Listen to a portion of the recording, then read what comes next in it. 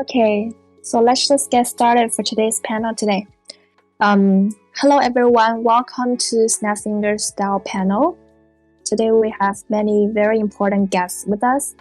It has actually been a long time since we held our last panel, but let's just recall a little bit.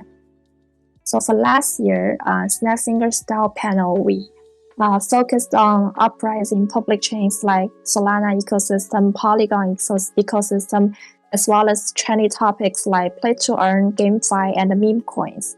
Since we have transitioned into a DAO organization, and this year we want to pivot our panel to focus on new potentials for the year of 2020.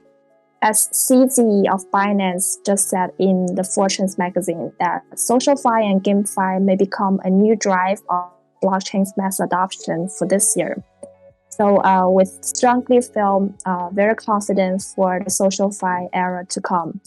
And on-chain identity is also a very large part of the whole ecosystem. So we are very honored to have our distinguished guests from 5 top leading Web3 as well as SocialFi projects, which are Project Galaxy, Litentry, ShowMe, Cyberconnect, as well as UniPass. We hope our today's discussion will establish a new beginning for Snapfinger's 2020 panel series. So now let me leave the stage to our moderator today, Henry. So Henry, please. Thank you. Okay, welcome to our event today. Yeah, so let's just start. Yeah. First question for every project, that is, you come from SocialFi or DID or some different angles project, right? So please introduce yourself and your own project first. So let's start from, let me check. Okay, so let me start from Joanna, Project Galaxy, from Project Galaxy. Welcome, and please introduce a bit for us. Right, sure. Hey guys, so I'm Joanna, Project Galaxy Head of Client Relations, and I'm really happy to be here today. So Project Galaxy is the largest Web3 credential data network in the world. We are built on open and collaborative infrastructure, and we help developers and organizations like Snapfinger DAO, Cyberconnect, and many others to leverage NFTs and digital credential data to build better products and communities in Web3. So one key to note is we are going for permissionless, allowing anyone to utilize our infrastructure and our credential data soon. Yeah, so keep a lookout. Thank you, Jen. Okay, so next, let's welcome Tran from Litentry. Yeah, hello, and please introduce a bit. Hey guys, thanks for having me. Litentry, we are mostly focused on building a decentralized identity aggregation protocol. So the design goal of our protocol is to provide ways for dApps to obtain aggregated user data from different blockchains in a trustless way, while keeping that user's original identity from being seen by any party, but the user themselves. So on top of this protocol, we are empowering multiple products, of which one of them, the product manager, My Crypto Profile. My Crypto Profile itself is a Web3 profile and personal data management tool. And then we have cool other projects in the pipeline, such as Droptree, which is an airdrop platform, Web3 Go, and the Litentry Graph, which are Web3 data indexing and routing infrastructures to empower all of those aggregated identities. So we're building a lot of things, and keep an eye on what's coming out in the next few months. Oh, thank you, Tran. And let's welcome Sunny from ShowMe. Yeah. Hello, Sunny. Can you hear me, Sunny? Yo. Okay. No worry. Yeah, let's go next. Yes, of course. Hello, Sunny. Yes, of course. Cool, Can anybody hear my voice? Yeah, very good. Okay, thank you. And thanks, Snapfingers, for inviting and hosting today's panel. Hello, everybody. This is Sunny. I'm the marketing lead of ShowMe. And ShowMe is a subscription NFT social network built on Web3 that supports projects, communities, KOL, DAO, GameFi through subscriptions, and Pona, which is proof of NFT's achievements. Subscription supports creators to cite various subscription methods for entering the club, which includes free subscription, paid subscription, and holding NFT or token subscription. And Pona stands for NFT Achievements Proof, an NFT-based system based on chain that can be automatically upgraded. It accurately measures the value of each user to creator through various types of NFT levels and numbers such as levels, tasks, events, and reputation. In the long run, ShowMe expects to serve DAOs through excellent products, accumulate more users, and benefits users by returning data ownership to users. And actually, recently we just adjust our position. We're going to do the on-chain Gleam plus Guild to fulfill solid needs. And I will explain it in later for details. And thank you again. Okay, thank you, Sunny from ShowMe. And the next guest is Xu from Cyberconnect. Yeah, we're Kevin. Hello, Hi, hello, everyone. Xu. Hi, I'm Xiu. I'm the co-founder of Cyberconnect. Cyberconnect is the social graph protocol for Web3 applications, and we're trying to create a social graph standard for all Web3 applications, so that user actually can own their social graph data, as well as can take their social graph data across different applications.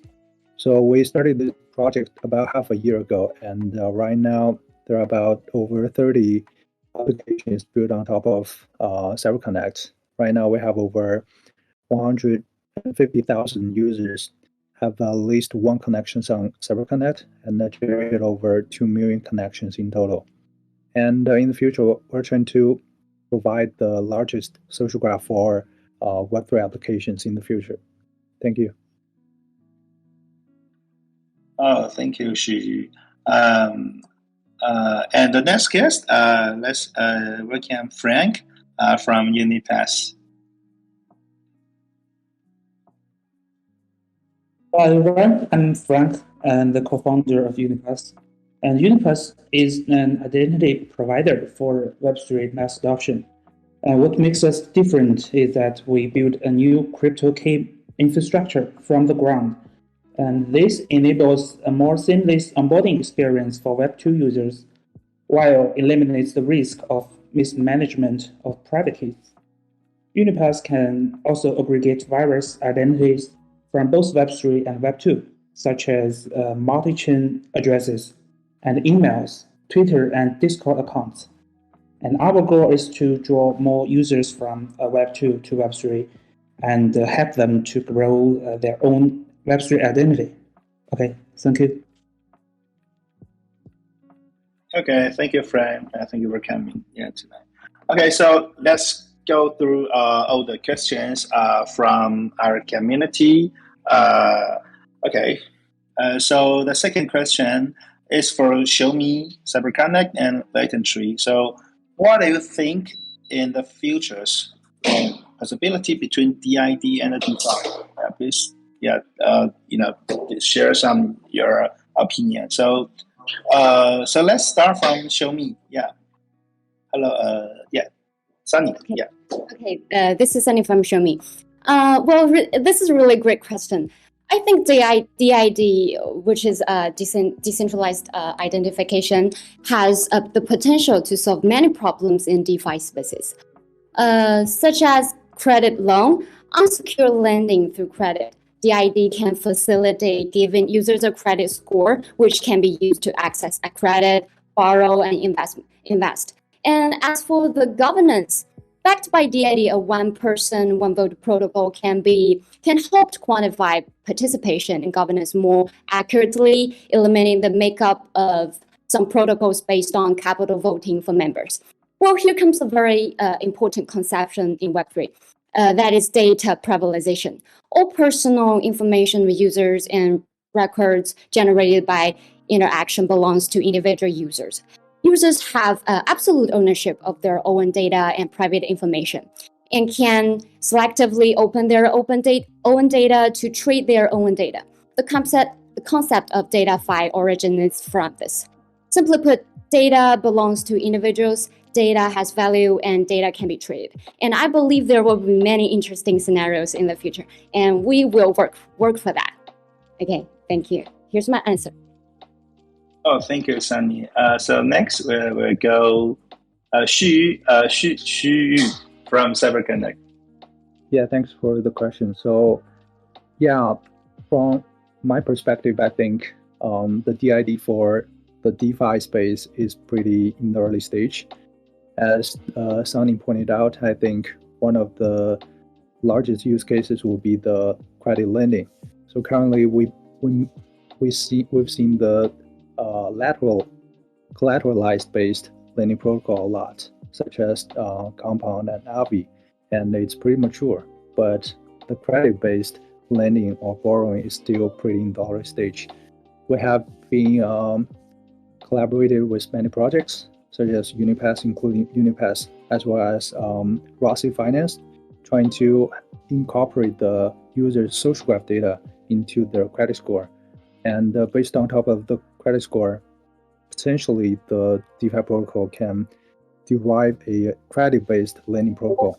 But I think there's still a lot of challenges here because a user can have as many addresses as possible on the blockchain so that the identity is not unique and it's not strictly associated with their real identities in real life. So that's the biggest challenge for the credit-based lending. So, but I'm still pretty optimistic for the DID use case in the DeFi space. And I think credit lending is one use case, and there are many other use cases. For example, you can develop many social features in the DeFi. So you can follow others, follow other traders, notable traders, DeFi traders, as well as NFT traders. So yeah, just to summarize, it's still in the early stage. We can see how things evolve in the future. Yeah, looking forward for the credit-based lending. Yeah, thank you, Xu. And next we go Chuan from Litentry. Yeah, please. Yeah, thank you. It's great to have other well-informed guests on this panel. So there's already two great answers being given. I agree upon DeFi space being early in terms of it being influenced by DID. One of the great features currently is the collateralized depositions as one of the core features of DeFi. So credit worthiness is definitely a topic that DID could help in and support with. So imagine that you could start potentially lowering your collateralization rates by providing good on-chain behavior or high asset quality, or DIDs could even communicate whether or not you have a high community contribution and a proven track record of being a trustworthy liquidity provider. It's these type of characteristics that could benefit DeFi protocols to optimize the product experience for certain users that match these characteristics, and therefore also create a stronger audience. But as the previous speakers have said, it's indeed early days. What I am mostly looking forward to, and then we're looking into the future, is when DeFi starts to replace TradFi, which would implicate that digital assets would also be considered equally valuable and usable in real life than current traditional elements or assets such as fiat, stocks or golds, or other assets. And in that case, DIDs become very important to start playing a big role in proving truthful ownership of such digital assets, and then also leveraging them in the real world to buy property or use them at TradFi institutions. But also the other way around, it could become very interesting when we're trying to bring hard assets or in real life assets such as a car or a boat on chain, and need to start making that bridge between rightful ownership in the traditional world and in Web3. So there's very interesting and exciting things ahead of us. Okay, thank you, Tran from Litentry. So let's go next question. A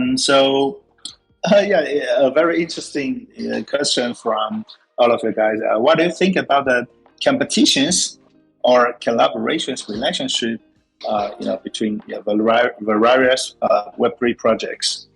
So this question, that's it. We go from Sunny first.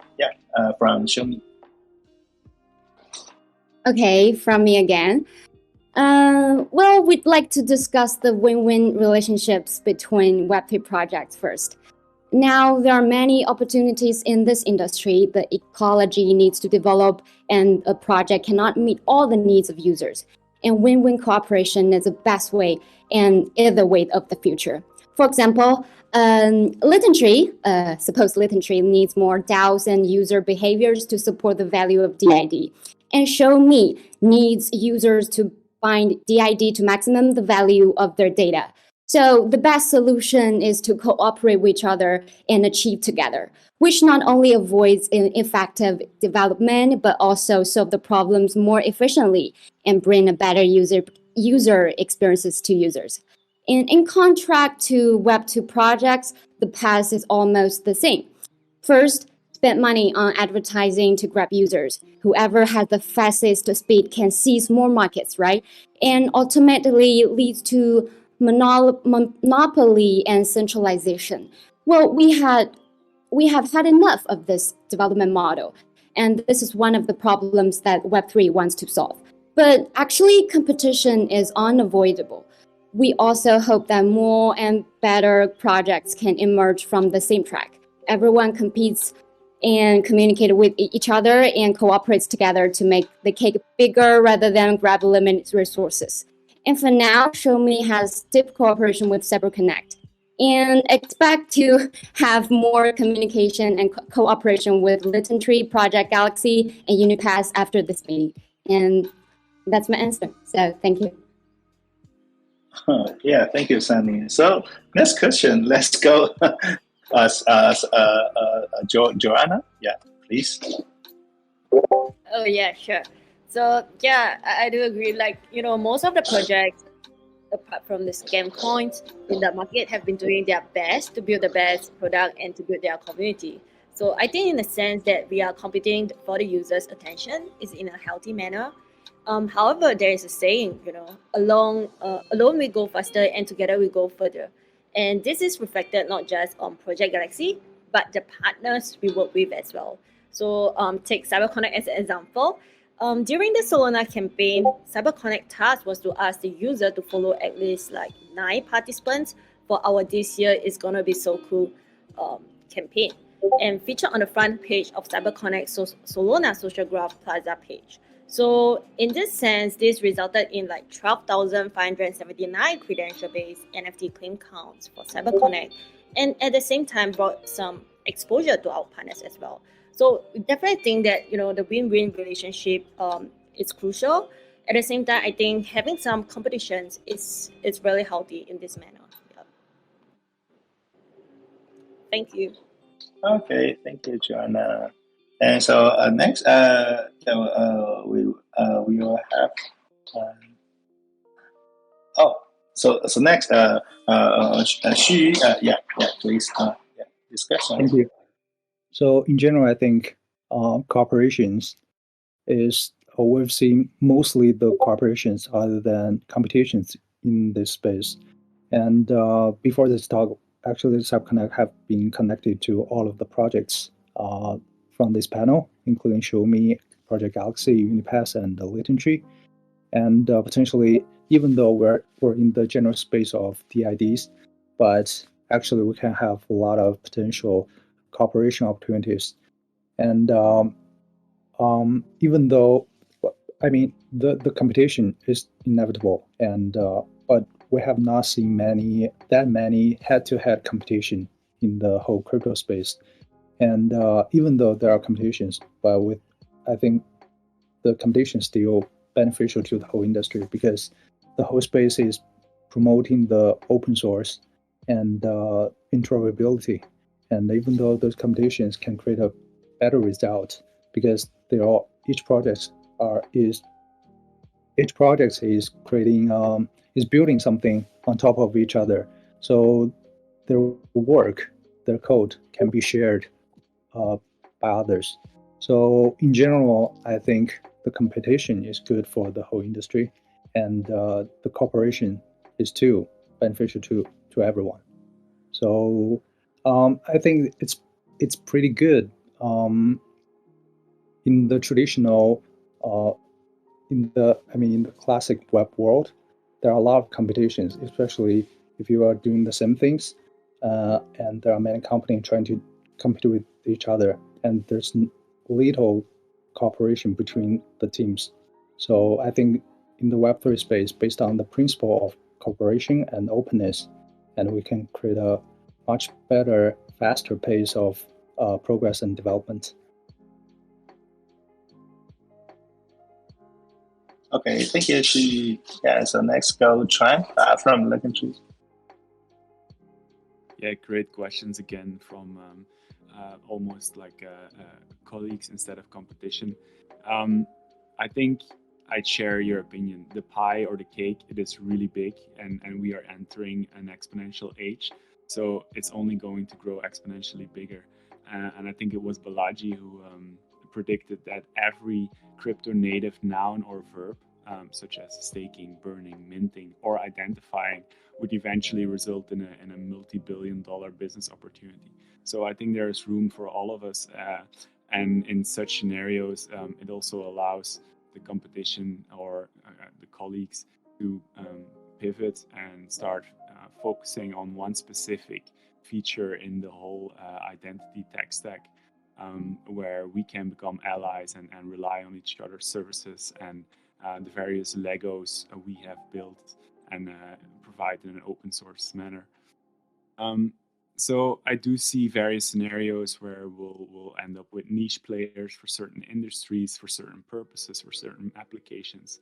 And in the very end, we should also keep in mind that regular email clients are also not aware whether or not they are using an SMTP or IMAP or POP protocol. They're just sending emails. And I think each of our products has a place somewhere to create that user experience we're all aiming for. Thank you. Oh, thank you, Chuan. Oh, okay, so let's go next question. Yeah, it's a metaverse question. Okay, what do you think about in the future, the future of the SocialFi will be when VR, AR device become popular? How it looks, the credit score ratings will look like in the future in the metaverse. So this questions we go. Yeah, Sunny. Yeah, please go first. Yeah, for these metaverse questions. Okay, again, me first. Okay, cool. It's a really interesting question. Okay, let's imagine what would be displayed if it could be displayed: a person's level, a person's age, or his assets. Well, actually, behind this is the on-chain credit system to support, and this requires the transfer of everyone's behavior data to the on-chain, right? And there must be a sufficient amount of data. We can see that much of the current accumulation on-chain data is like transaction data, and behavioral data is rare and difficult to capture. How to solve this problem? NFT could be a really good container and to solve this problem. The next thing ShowMe will do is to deposit user behaviors on the on-chain through NFT. The payment mechanism, which I have mentioned, the payment mechanism is like an NFT badge system based on-chain that can be automatically upgraded. It accurately measures the value of each user to the creator through various types of NFT levels and numbers such as levels, tasks, events, and reputation. And this mechanism will promote the conversion of user behavior to NFT data. And it's like let's imagine this situation, okay? Any DAO could set tasks freely, like follow Twitter, join Discord. When a user finish that, they will have an NFT badge automatically to prove his task completion. It's like, I also mentioned that it's like on-chain glitch. And even it's like an AMA. Suppose I have attended this AMA, this Snapfinger holded AMA, then I could claim an attendance AMA. And when I got more and more tasks and event badge, so my level will go higher. And DAO managers could set different performance indicators to measure the user's value, such as token volume, etc. So as for the reputation, it's like more qualitative indicator includes time buff, which is beyond all the above indicators. And it's really hard to achieve to a higher level. And Pona allows ShowMe become the factory or the engine of NFT and issue data NFTs all the times. And when this system or the on-chain credit system is established, how to display it is very simple. And I'm pretty sure there will be more interesting scenarios in the future. So that's my question. Okay. Thank you. So next we go Xu from Cyberconnect. Yeah, please. Hungry. Sorry, could you reiterate the question again? Sure. Yeah. So the question is, when VR or AR device become more popular, what do you think about what do you think about the future of SocialFi and how it looks like will be in the future when the on-chain credit score ratings will be displayed in the AR or VR world something. So can you So this is basically 2 or 3 questions, but all about metaverse. Yeah. Sure. Thanks. So I think VR and AR is just way of displaying information, and they create a new way of user interaction with the applications. So I think the DID and on-chain credential and credit scores are the underlying infrastructure for the VR and AR. Especially, we can see the web application or mobile application and the VR AR application as in parallel, and there are just different ways of interpretation or visualization of the credentials and on-chain scores. So I don't see any differences. At the core, because I think the DID and the on-chain credentials are the backbones or the core infrastructures for all applications building on top of it. Okay, thank you, Xu. So next we go Joanna from Project Galaxy. Yeah, sure. So yeah, I do agree with Sunny and Xu. But I think to add it up and something about, I think on my opinion, it would be like massive. It's really exciting and eagerness to dive into it, and maybe even like fear of missing out if really like AR and VR become popular ones in the future of SocialFi. I would say it's like if you think about it and link it up with like metaverse, it's like you have the power of teleportation, right? And experiencing communication in the different spaces, meeting new people in any kind of dimensions. It's really cool, right? Imagine like having your on-chain credit scores or even on-chain achievement to be displayed in your own space. Your avatar, the merchandise, cars, buildings, etc. I mean, it depending on how you want to showcase it. Right now, I would say, achievement, all this in a traditional way, you just can only show on it like physical kind of things.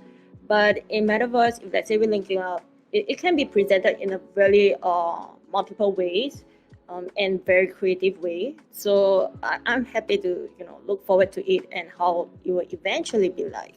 Yeah, so that's my answer. Oh, thank you, Jenna. So next we got Tran from Litentry.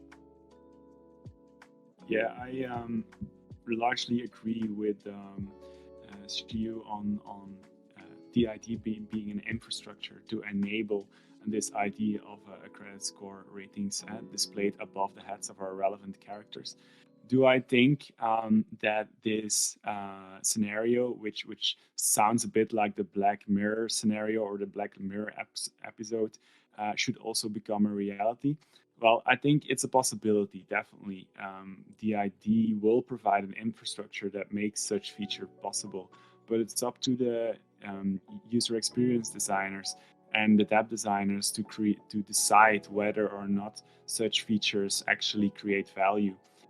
And I think the value you want to create is matchmaking. The value you want to create is an easier way to contribute to a community. So I can imagine that there is scenarios where a credit score or some type of score could be beneficial in cases such as a Web3 LinkedIn or where you're looking for consultancy or investor matchmaking. But there's more interesting ways to work with DIDs or the specific identity traits or characteristics that DID will provide. We are personally aiming a bit more for a scenario that is very similar to a real-life social interaction. Everyone got his own mistakes, everyone got his own skeletons in the closet, and you don't show them at the very first meeting. We allow a user to just show the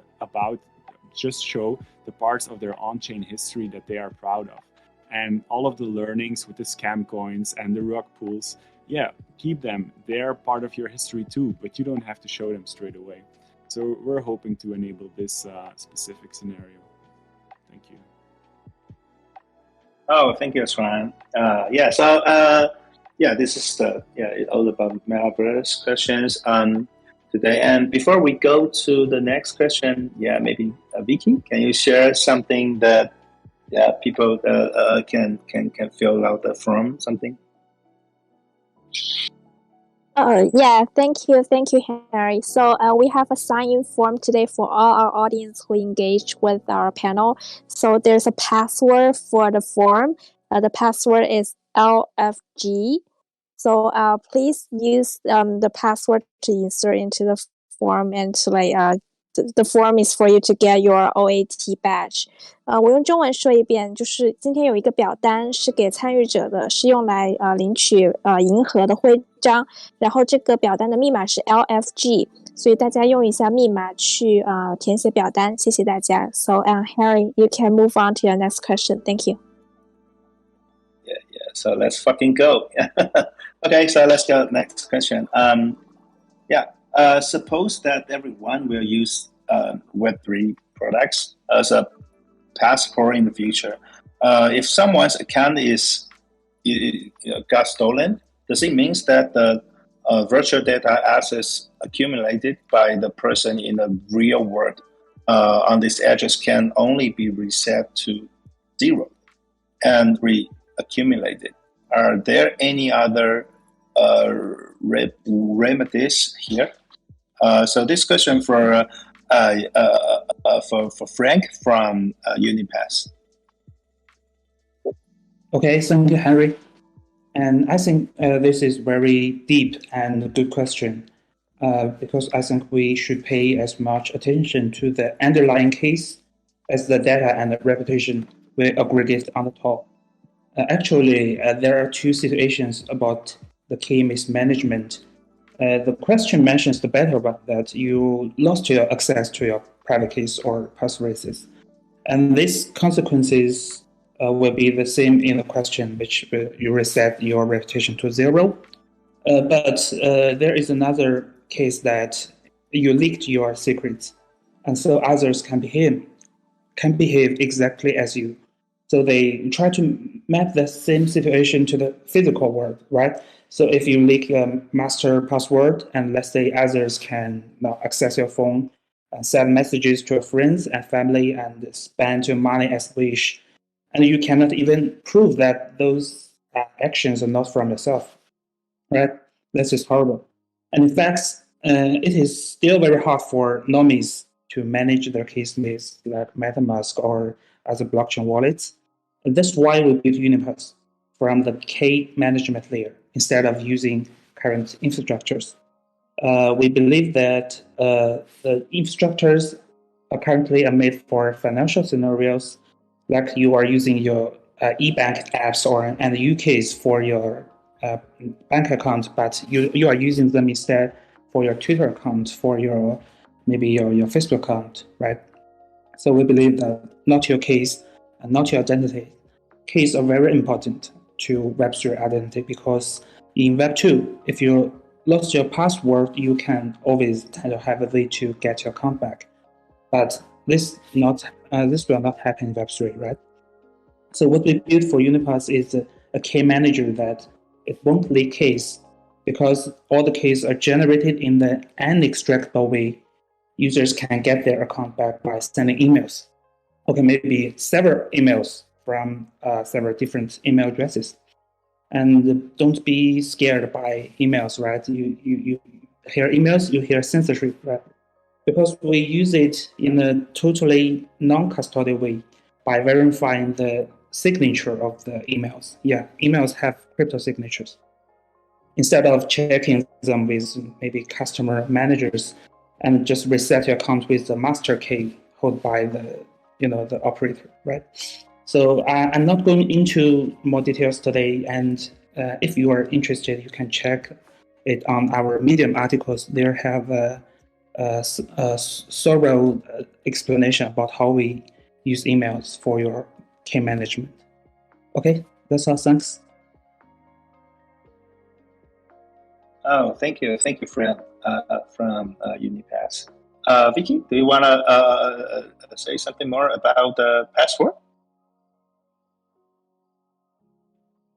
Sorry, I can't hear you. Thank you, Harry. Oh, okay. Thank you, Frank, and thank you, Harry. So for the password, for the form I just mentioned, so LFG are in capital letters. So please use capital letters LFG as the password for the form. 我再用中文说一遍，就是刚刚那个表单，请大家用大写的 LFG 去填写当密码，然后是大写的 LFG。谢谢大家。Okay, thank you, Harry. You can move on. Okay, thank you, Vicky. Let's get next question. In Web3, all information and data are transparent, public, announced, and autonomous, and will not be swiped by the closures or some companies or other reasons. But this does not mean that individuals can achieve more freedoms. Instead, individuals may reveal their privacy after adopting blockchains. So as a builder in Web3, what do you want to suggest our users to do to protect their privacy, or what can be done from your side to protect users' privacy? Yeah, so it's about privacy question. So let's go Xu first. Yeah, please. Yeah, thanks. It's a very interesting question. Xu from Cyberconnect. Yeah, please go. Yeah, it's an interesting question. So from the very beginning, we have actually done a lot of research on the privacy on chain, and I think ultimately the result will be, I think, privacy and non-privacy. It's all about a trade-off. So first of all, if you choose privacy, the underlying technology is very hard, and on the other hand, for the applications, so you have to choose between the composability and the privacy. If you choose privacy, that means less compatible with each other. I think the composability part on the existing blockchain ecosystem is building on top of openness and not privacy, because as you can see, all of your Ethereum assets, your token, your NFTs are publicly available on chain, and all of the smart contracts are available on chain, so that you can see the prosperity of the DeFi Legos building on top of each other is relying on this feature. So if you choose privacy, that means you are less compatible with each other. And on the other hand, choosing privacy is very hard. It's technically hard enough for a project to build a privacy reserved protocol or application on top of a openness and public accessible blockchain. So the only thing you can use probably is Zkey, zero knowledge proof, but the application is limited. And if you want to go fully privacy reserved on top of blockchain, probably you can go with, you have to do something like homographic computation, something like that. But that will create enough computation and unnecessarily a lot of overhead of your protocol. So that's my idea.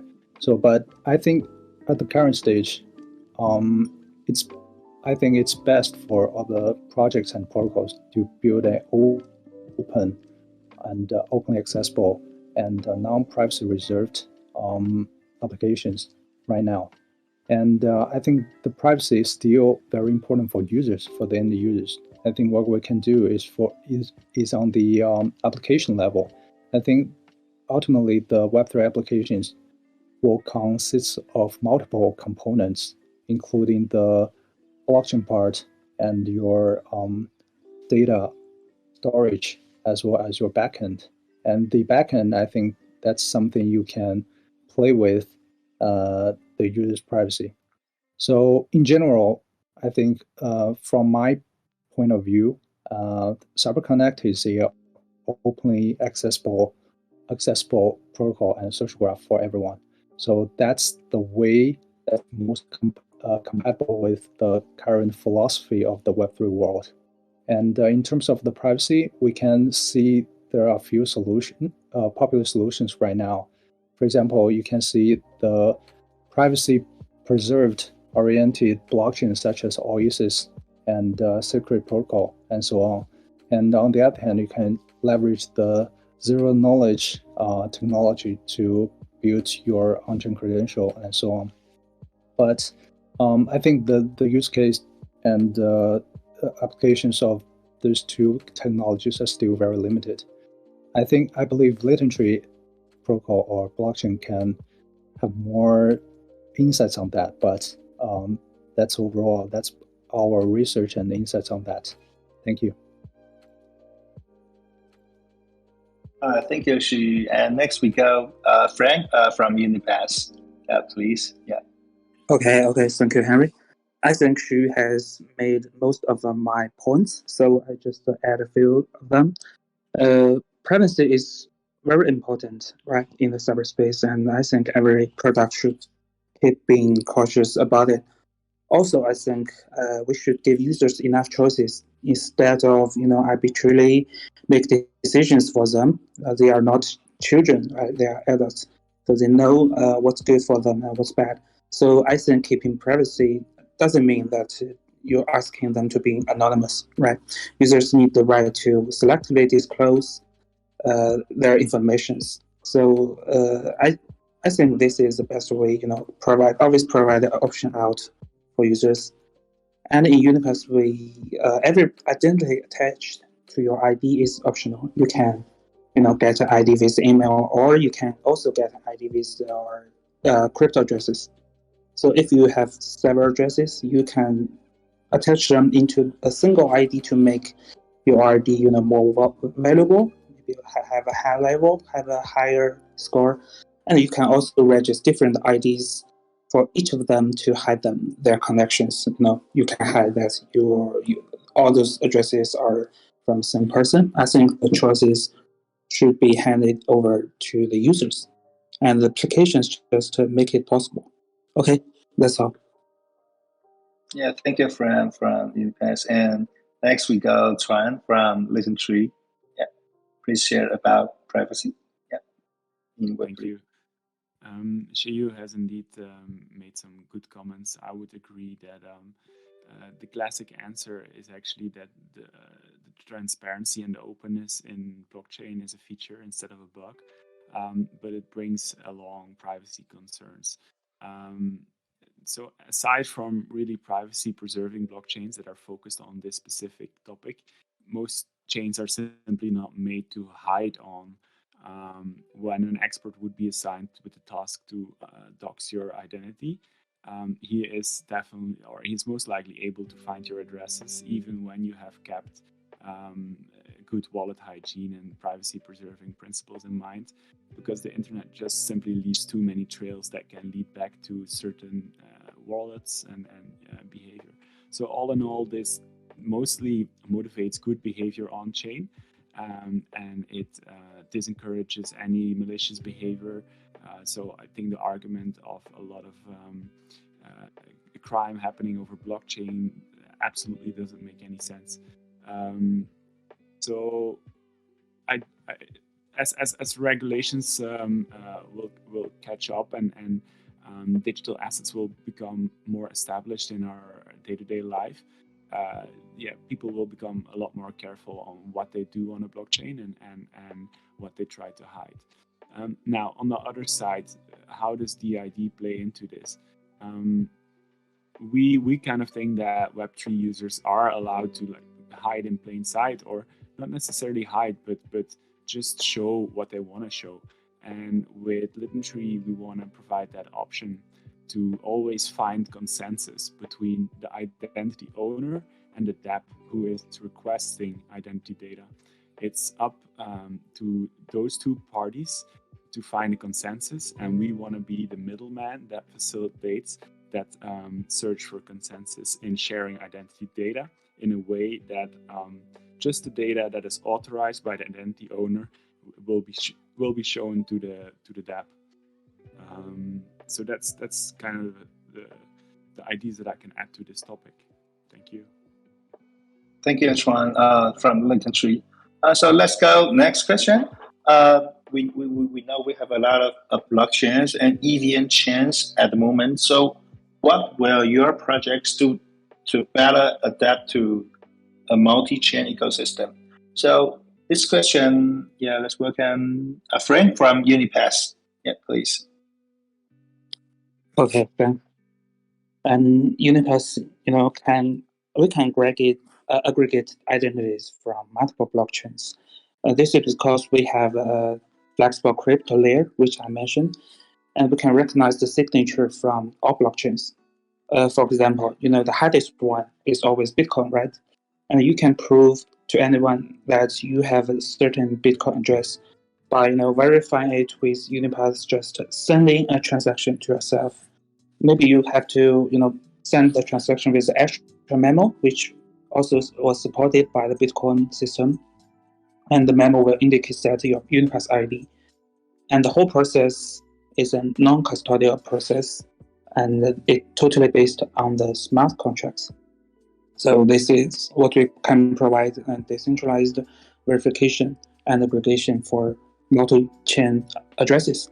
And also the same thing happens to ETH, Solana, and more blockchains. And the only difference is that it will be much more easier because you don't have to send a transaction. Those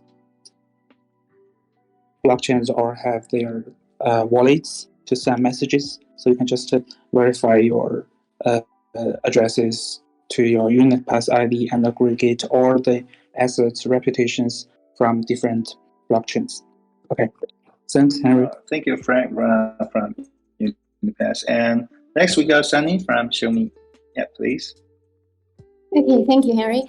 Well, as for multi-chain, multi-chain is the future. ShowMe has supported 9 chains at present, including Polygon, BSC, Ethereum, Avalanche, Moonbeam, Moonriver, Harmony, Aurora, etc.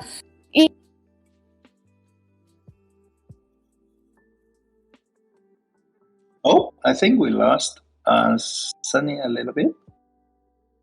Okay, so no worry. Let's go next first.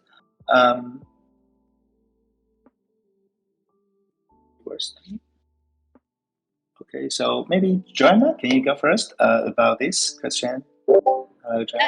Yeah, sure. So thank you. In Project Galaxy, we are chain agnostic. As of now, we actually support up to 7 chains: Ethereum, BSC, Arbitrum, Polygon, Phantom, Avalanche, and Solana. And of course, we are looking into integrating more chains in the future. And again, to take our Solana campaign as an example. So though most of our chain that we support that time were EVM compatible, but we have managed to launch a multi-chain phase to not only incentivize the Solana ecosystem to join the campaign, but to reward eligible users on Ethereum, BSC, and Polygon as well. So during the campaign, we actually asked our user to have their Phantom wallet linked to their respective Galaxy ID. And to this, Galaxy ID is essentially our version of a universal username. So, and DND for our users on the Web3 ecosystem. So it aims to make all on-chain credentials open and versatile in across all the multi-chain ecosystem. Yeah. Okay, thank you, Joanna from Project Galaxy. And let's find out our Sunny again. Wait a minute. Oh, so I saw her. Oh, okay. I reconnect again. Sorry. Yeah, thank you. Thank you for coming again. Okay, I'm not sure where we have going. So maybe I'm going to start from start. Yeah, it's okay. Yeah, thank you. Okay. So I just mentioned multi-chain is the future, and we have supported 9 chains at present, and Platon and Optimism will be launched soon. Okay, the next part is, although supporting multi-chain allows ShowMe to accumulate more users, it also brings some problems to the operation and marketing, such as difficulty in event management and the marketing focus is too scattered, etc. However, with the development of cross-chain technology, these problems will be solved, and ShowMe will continue to support more chains, accumulate more user behavior data through NFT, and look forward to the moment when the Web3 track completely explodes. Well, by the way, ShowMe is recruiting recently, so if anyone wants to grow together and explore Web3 in a way with ShowMe, welcome to DM me. So that's all. Thank you. Yeah, thank you, Sunny. Okay, so let's go next question, and this is the last second question. So next question is, can you please share how you govern, how you help us to like a DAO? Yeah, how you support or help a DAO to govern or operate their DAO system. So this question, we go Joanna first from Project Galaxy. Yeah, please. We lost. Yeah. Oh yeah. Sure. Yeah, so the contributions of the community, we think that it shouldn't be just weighed by their holdings, but the engagement of the community member. So through Project Galaxy, I believe that you can promote staking, governance projects that require community members to stake governance token as they mint NFTs, and as they mint the NFTs, I think their actions are recorded as a credential data, and this can be used to identify long-term contributors. Members' NFT holdings in Project Galaxy, and essentially their contribution scores or the loyalty points in the community. So existing projects can also use it to identify long-term contributors, and new projects can utilize Project Galaxy NFT holder profile to better identify the target audience during bootstrapping. I believe this is one of the key things that we actually help Snapfinger DAO did as well. Yeah. Pass back to you. Yeah, thank you, Joanna. And yeah, one more thing that we love your projects, and also say to other projects that we want to be the early adopter. Snapfinger DAO is more than happy to be the first customer, first user for your project. So yeah, when you have the very new projects, please tell us. Yeah. Yeah, thank you. Yeah. So let's go next. Frank from UniPass. Okay, thanks. I think I have talked about this topic with Henry for several times, right? Because Snapfingers are moving firmly ahead and have a lot of requirements for the DAO management, and we also think that UniPass suits DAO very well because beyond the identity aggregation and the crisis scores, UniPass can be used as a universal account for both Web3 and Web2 applications. So we can, log in with UniPass not only to the Web3 apps, also to our familiar Web2 apps.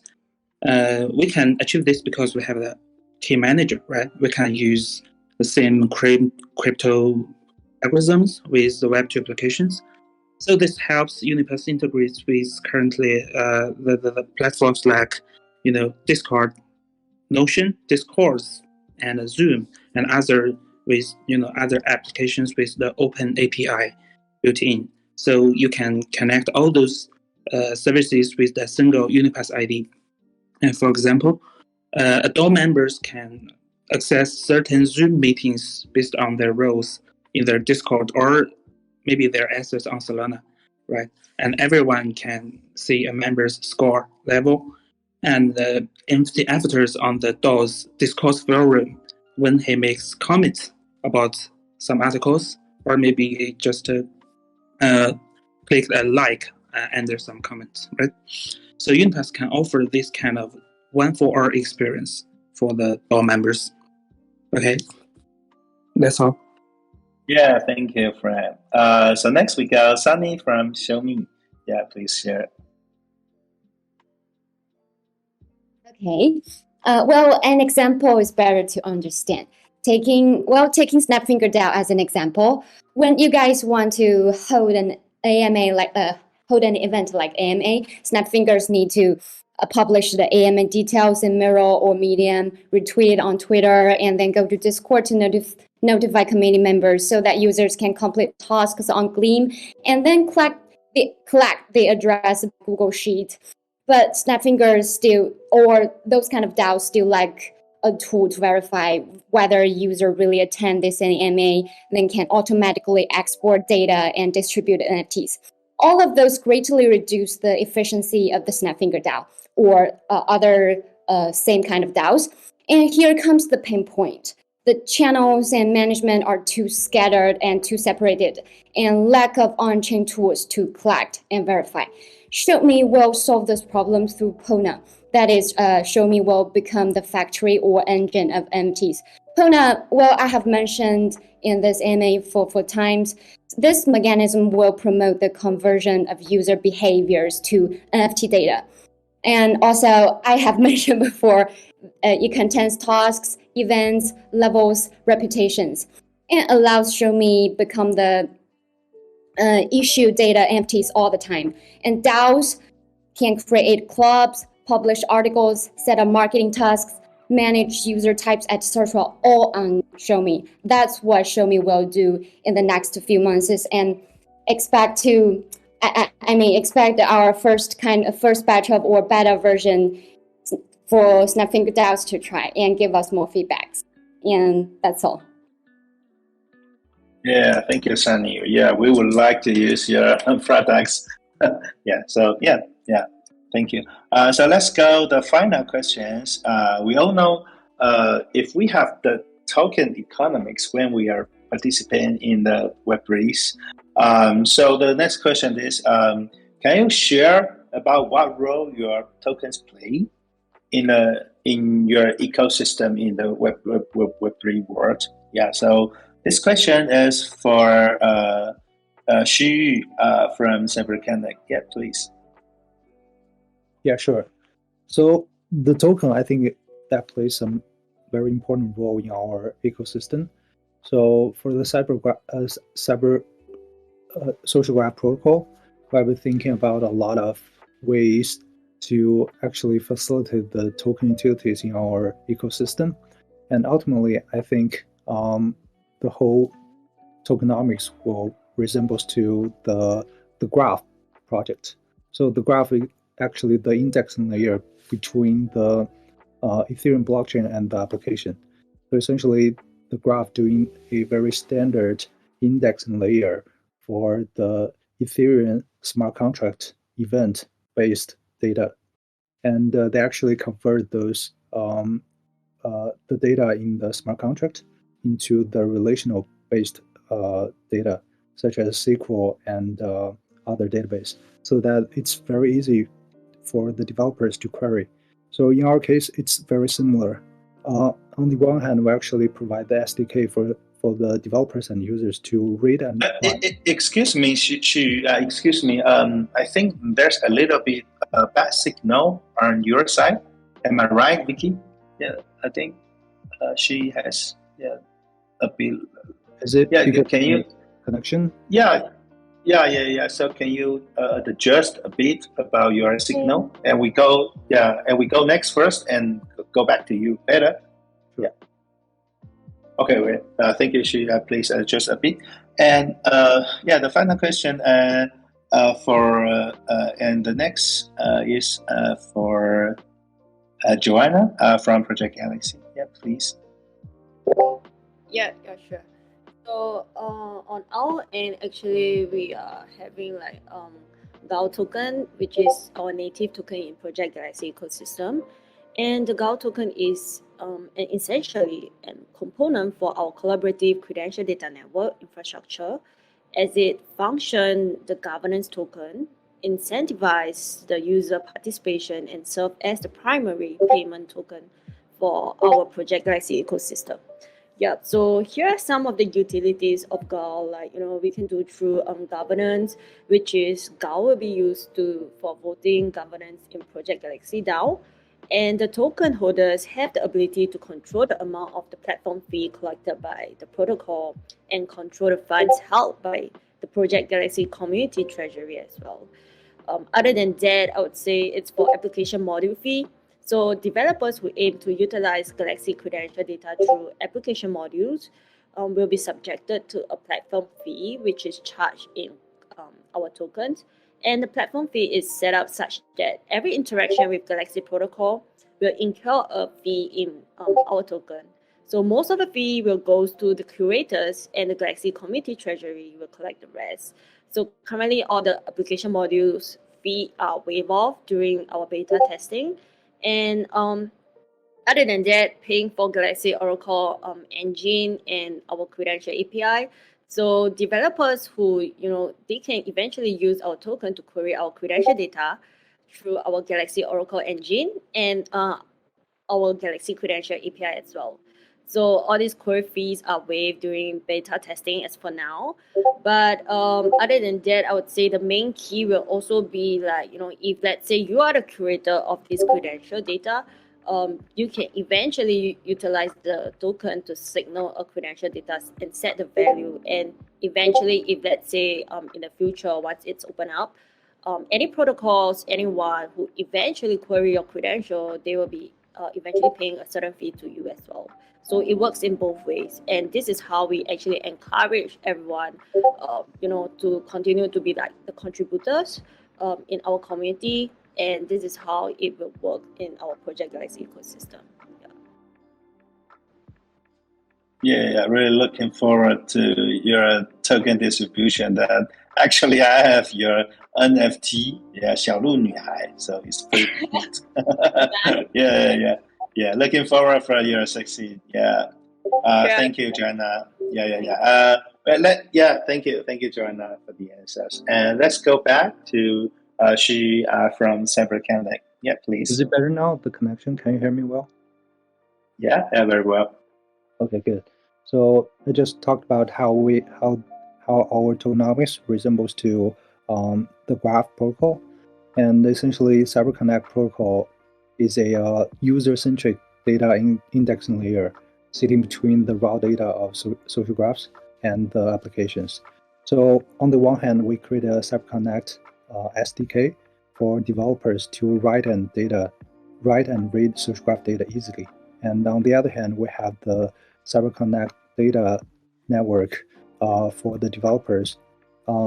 Actually, the data network consists of both the recommenders and the indexers. So developers can both query the social graph data from the Cyberconnect protocol, and also they can query the recommendation data based on top of the openly accessible data and verifiable data across the web.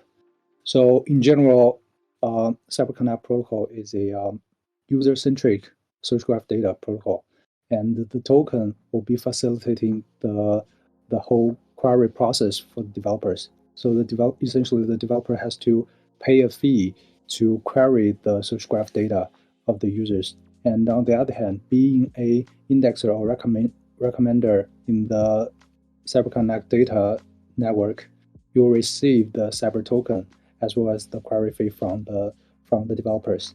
And as a normal user, you can also deposit and stake your Cyber token into the network and to a specific recommender or indexer that you prefer, and receive a part of their revenue streams in return. So that's the tokenomics of Cyber token in general. Okay, thank you, Shi, for your answer. And all the questions from we have prepared before is in.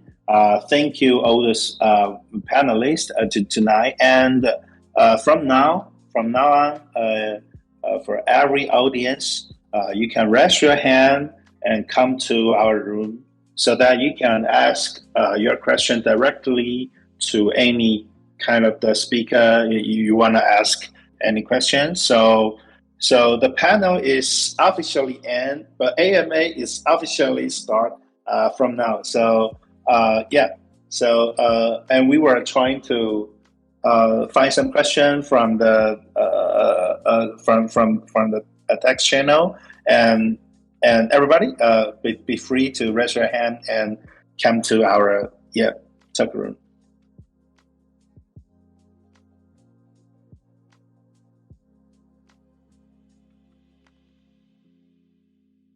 Always 有点尴尬，就没有人问问题是吧？那我从let me find some question from the text channels.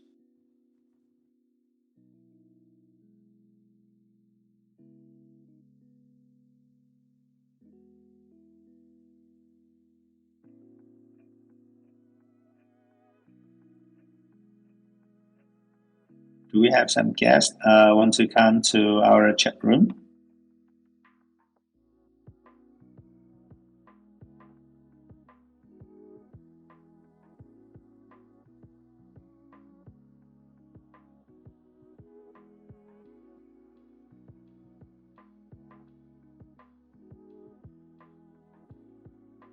Okay, here's a question. Feel free to answer if you want to answer this. How do you think about people who want to join Web3 but don't want to open their identity? So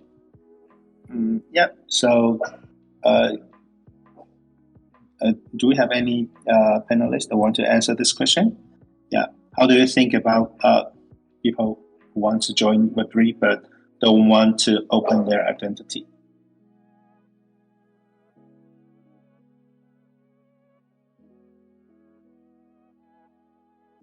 I can answer this. So I think actually Web3 users have a different identity system from the Web2. So on Web2, you can create a virtual identity yourself, but most likely you would like to associate with the virtual identity with your real world identity. I think on the Web3, it's really the same case, but the Web3 have offered a lot more possibilities for users.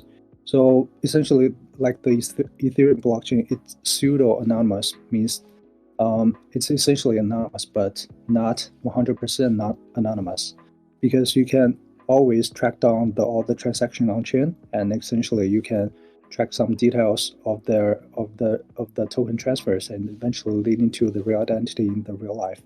But on the other hand, you can actually intentionally to avoid the evidence on chain, so that you can create a purely on-chain Web3 identity yourself. And on the other hand, you can create as many identities as possible. So Web3 in general offers you the flexibility for you either to associate with your real-world identity or not. And we've seen most cases on Twitter, many people actually have a Web2 identity on Twitter, but many of them actually choose to associate the Twitter identity to their Web3 identity by adding the ENS name at their Twitter handle. So that's a pretty interesting case we've seen in the Web3 space. So in general, I think the Web3 will be in the future, the identity as a whole will consist of both of the real-world identity and the purely virtual Web3 identities. Okay, thank you, Shi, for the answer. Well, I still want to answer this question. Sure. Well, I think it's a purely personal choice.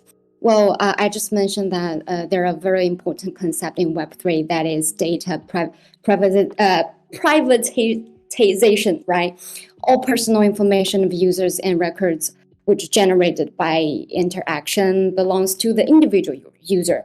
And users have absolute ownership of their own data and private information. And they can selectively open their own data or treat their own data. Simply put, data belongs to individuals, data have value, and data can be traded by the owner, which is the individual. So I think it's totally a personal choice. They can choose to open or they can choose to not open it. I think that's the personal right. Yeah, that's my thank you. Thank you. Yeah, thank you, Sunny. Thank you, Sunny from ShowMe. And the next question that is one user asking about what kind of the project you want to work with, partner with. What kind of the project you think your project will go into partnership or work with them? Yeah, anyone you can, just turn on your microphone and answer this question.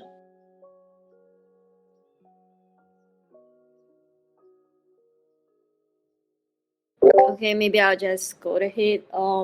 Yeah, so as explained earlier on, so Project Galaxy, actually we are currently in a beta testing phase, but we are actually also looking into open up for permissionless, right? So we don't really in the future we don't really want to choose and pick which protocol to allow them to use it, because we are aiming for open to everyone, and anyone can eventually use our dashboard to launch the infrastructure, make use of our infrastructure to launch any campaign, or curate or even query any credentials data.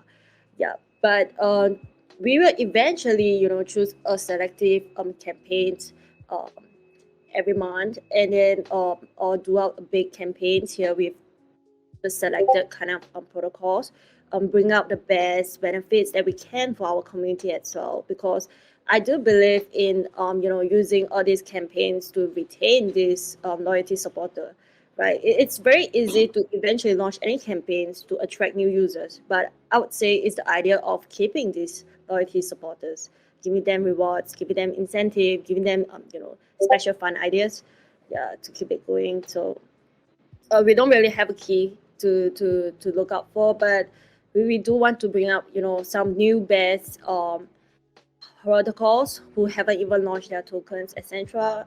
This may be one of the way that we are looking at it. So Yeah, thank you, Joanna. Yeah, for answer this question. yeah, thanks. Okay, so let's go next question. And maybe we were going to have last 3 questions, including this, and we were going to end this event today. So next question is from Sophia May. The question she's asking is, do you think Web3 is capable for mass adoption for a noob like me? like me. It's quite complicated. So how can you make newbies to understand Web3 and mass adoption? So yeah, it's about Web3 mass adoption questions. So yeah, please, yeah, everyone, you can turn on your mic and answer this question. Thank you. Yeah, I could say something to this. I think we have all felt this this feeling, where even for us who are working in Web3, there is a point where it is overwhelming the amount of information that is available, as well as the amount of innovation that is happening. I think there is a huge opportunity or a huge responsibility for all of the dApps and Web3 protocols to almost spend 33% of the maybe that's a bit much, but spend a large percentage of their time on user education. You can see good examples on, I think it's CoinDesk or similar websites that spend 33% of their web page or actually on educational content. At Litentry, we're also focusing on almost the complete sidebar to be educational pieces and to guide user through the Web3 experience. There's not only lingo that has to be understood, but there's also a lot of principles and concepts that a user needs to become familiar with. But I can only encourage anybody who feels like a noob right now to jump in. The opportunities are endless. It's a very open world. It's a very kind world. And please do reach out to people to try to start your Web3 journey. You will not regret it. Yeah, thanks, Tran from Litentry for answering this question. Any else answers? Yeah, I can also comment on this. So sure, please, Shiyu from Cyberconnect. Yeah, please. Yeah, a very interesting angle is there are not many people talking about Web3 before the NFT and the DeFi hype. It is because I think the bedrock or the ultimate infrastructure for Web3 is the account system or the decentralized wallet. Because the DeFi and the NFT hype onboarded millions of Web3 users, teach them how to use the decentralized wallet, how to use MetaMask to interact with the smart contract, so that we can see the potential of Web3. So I think there are three building pillars of Web3. One is the blockchain address account system, and the second would be the smart contract, and the third is the cryptocurrency and the token.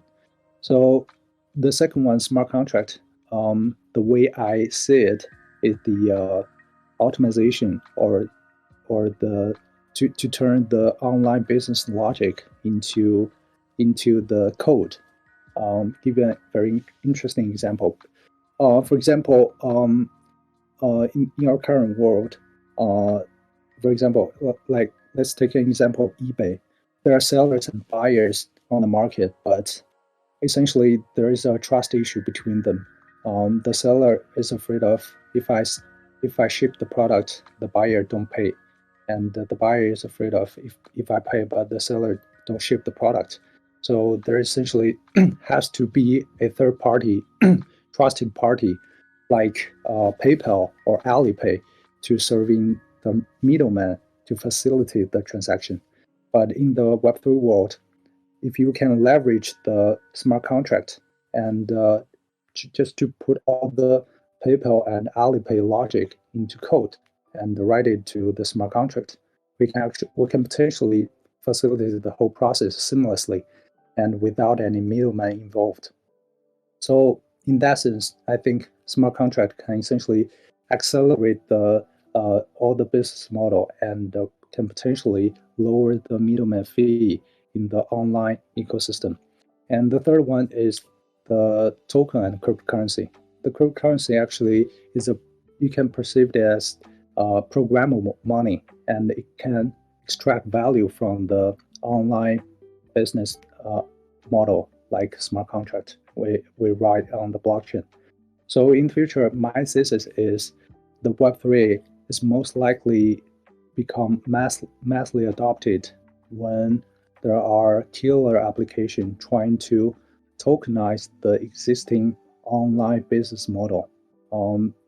So very interesting trends will be the game.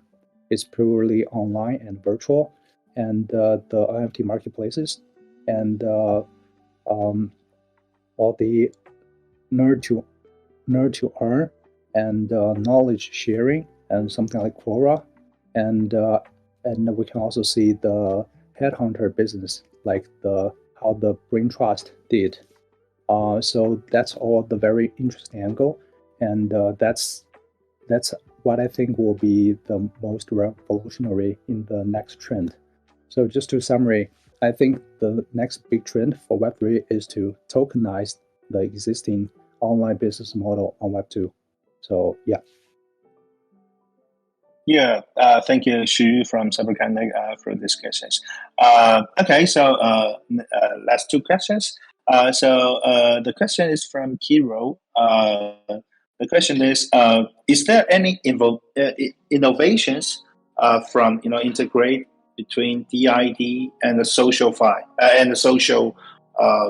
So do you think there's any innovation between these two? Integration, DID, and social. Because we know, current SocialFi products, there's not too many need from users. Is there a better solution for this? And from my side, I add one question in this question. That is, even now, we're doing a DAO, we're doing the SocialFi, we're doing the social on Twitter or on Discord. So what do you think the next generation about the social media, so social Web3 products? It's about the DID and the social integration questions. So feel free to open your mic to answer this question. Thank you.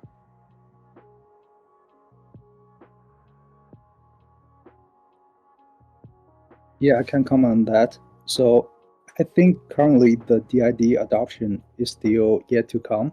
And just as I mentioned, the DeFi and NFT hype just onboarded millions of users to MetaMask decentralized wallet, but users are still used to use their address as the login account or identity. But I think ultimately there should be a detachment of the address from the profile or the identity. It is because on the address is actually a access control to your on-chain wallet, and you can regard it as a bank account. But the DID is actually identity container, including your address and your other information, such as your profile picture and other identity information associated with your account. So, but the DID concept, I think it's still very hard for the majority of the users right now. So I think it still needs some time for the DID to be massively adopted. But both from the user side and the application side, I think the DID makes a lot of sense because especially for the social platform, users definitely want more information to be portable instead of just your tokens and NFTs. So that you just don't want to create another profile picture and set up another bio and nickname and make another connection on a new platform. So that's where the DID container comes into play. So I think the DID will be the ultimate solution in the future for the Web3 social applications. So, but it still needs time. I might want to add something to that as well. I think Shiu is definitely right. It's early days. What we should keep in mind is that Web2, it had its own social primitive. For example, Facebook had the wall where you would see all posts appear. Twitter had the 140 characters. Snapchat had the ephemeral videos that would disappear. So these were innovations that were very they were the social primitives of Web2. And I think in Web3 we haven't really found them 100% yet. We do see particular social interaction that definitely feel like it's Web3. For example, emoji reactions or our very strong meme culture. But I think DID and all of the features and infrastructures that the panel members are building will actually provide tools to designers and to companies to really create a new interesting social primitive. And I'm very curious what will come up. I personally have ideas about just showing all of the connections and the interactions you have had with different wallets, with different smart contracts. This might be one way to display your activity in the Web3. But I personally hope that something innovative and a new social primitive will still arise within Web3, and then SocialFi will really take off. Thank you. Yeah, thank you. Yeah, please, Sunny. Yeah, please go. Okay, this is Sunny from ShowMe, and I wanna answer your second questions. At present, I think, well, in my opinion, at present, the application of Web2 has been able to meet many needs. Well, I don't think there will be more revolutionary innovations in terms of functionality in the very near future. But a lot of recent applications make me feel very interesting, such as Steppen. Does anyone here Steppen, or did you use Steppen?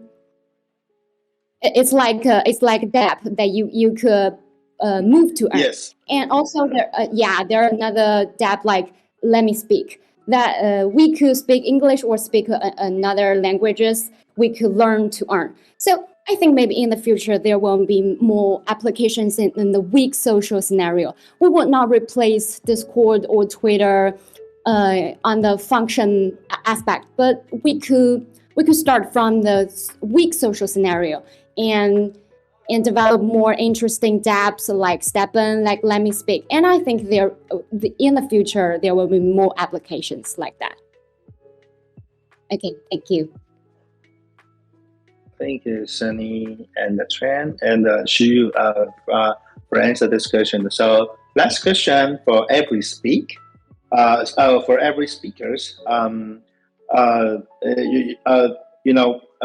have a lot of dream in the Web3 futures, something. But what is your next product? Will come? Yeah, can you describe or share with us your next products for Web3s? Yeah. So yeah, that's one by one from Xi. Yeah, please share your next question. Next products for Web3. Yeah, thank you. Yeah, we're still exploring many product ideas currently, and one possible idea is to create a customizable Web3 profile for everyone. So it's kind of like a Web3 LinkedIn, but we're more focused on the Web3 credentials instead of your education information and job information. So that's the general idea, but I can't share more information on that. You guys can wait and see until the product is released. Yeah, thank you, Xu from Cyberconnect. Joanna from Project Galaxy, can you share something about your next product? Yeah, so I think like what I've mentioned earlier also as well. So the next product is really inviting everyone to start using our dashboard, which is to make our dashboard permissionless, make our infrastructure more permissionless, and eventually having the Galaxy Oracle engine and the Galaxy Credential API ready for everyone else as well. While we are working on this, we also hope to have more different features, different product, and different Galaxy ID as well. So everything we are eventually going to focus on all this little bit by bit and get there. But I would say the next step is really for a permissionless dashboard. Yeah. Thank you, Joanna from Project Galaxy. And next for Tran from Litentry. Yeah, please.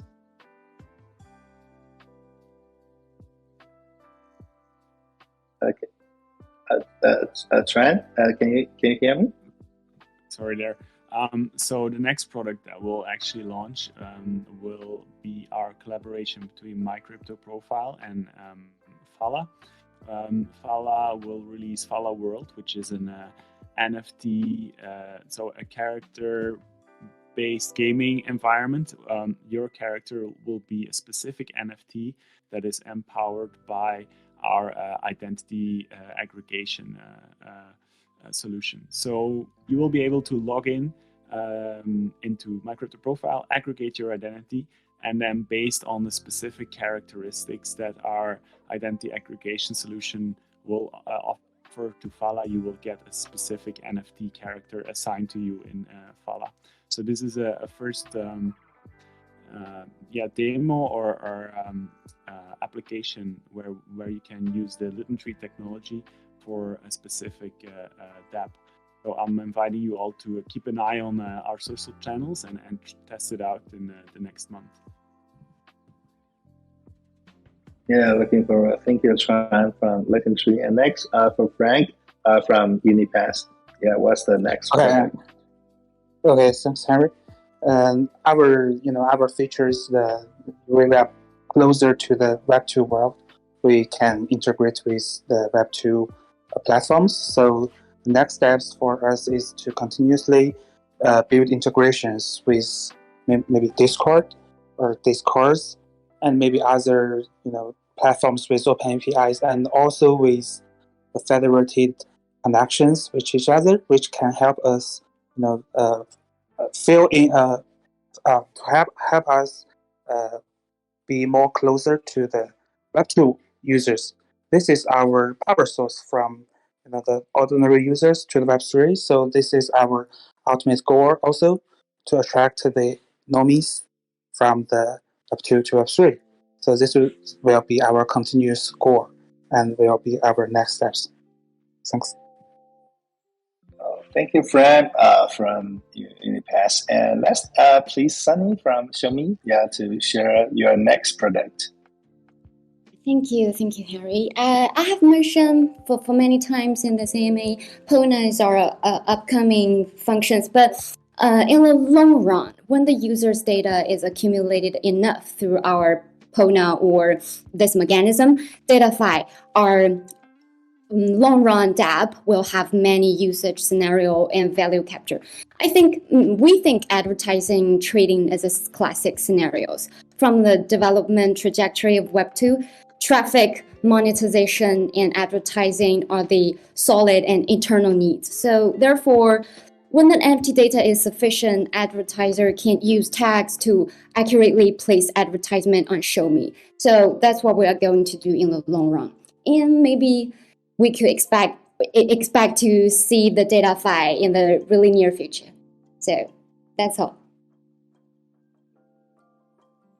Okay, thank you, Sunny from ShowMe. Okay, so thank you everybody for participating in this channels, this event tonight. And we can still talk in this room later after we end this event. We can still talk here, but we have created new channels here in Snapfinger's lobby. You can see here 响指大厅 lobby 的最下面呢，我们开了一个最新的一个频道呢，是 Web3 Socials。然后呢，我们就是邀请所有的就是项目方也好，然后机构还有所有的用户一起来这个频道，我们一起来讨论 Web3 的这个最新的产品。So welcome to our Snapfinger lobby. We have a new channel for Web3 social channel. We can discuss anything about the products, about the Web3 features here.